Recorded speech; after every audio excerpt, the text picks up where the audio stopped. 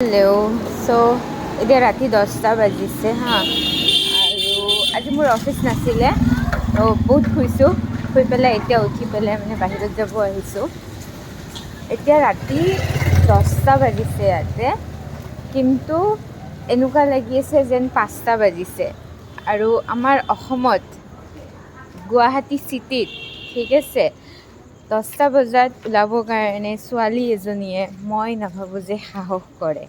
আৰু ইয়াতে আমি বিন্দাছ মানে একো ৰাতি 10টা 11টা 12টা ইভেন 1টা 2টাতো মানে মানুহে আনছেফ ফিল নকৰে এইটো এৰিয়াত।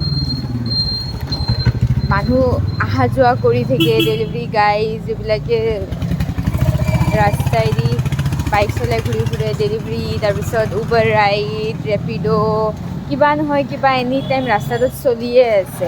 আৰু মেইন কথা যিটো হৈছে যে আমি যেনেকৈ এতিয়া বাহিৰত ওলাইছোঁ, আমাৰ তাতে কি হ'লহে মানুহে এনেকেই চাব জানো কিবা নেদেখা বস্তুহে দেখিছে, কিন্তু ইয়াতে তেনেকুৱা নহয়। ইয়াতে এইটো নৰ্মেল, যিটো একচুৱেলি নৰ্মেলে হ'ব লাগে। ইয়াতে মানে একো এনেকুৱা মানে বহুত ডাঙৰ কথা নহয় এইটো ছোৱালী মানুহ এজনী বাহিৰত ৰাতি ওলোৱা বা বাহিৰত গৈ পেলাই কাম কৰা, ৰাতি ঘূৰি অহা ইমান ডাঙৰ কথা নহয় যিমান মানে ডাঙৰ ইছ্যু আমাৰ তাতে মানে মানুহবিলাকে বনায়। চ' মাইণ্ডবিলাক অকণমান চেঞ্জ হ'ব লাগে মানুহৰ।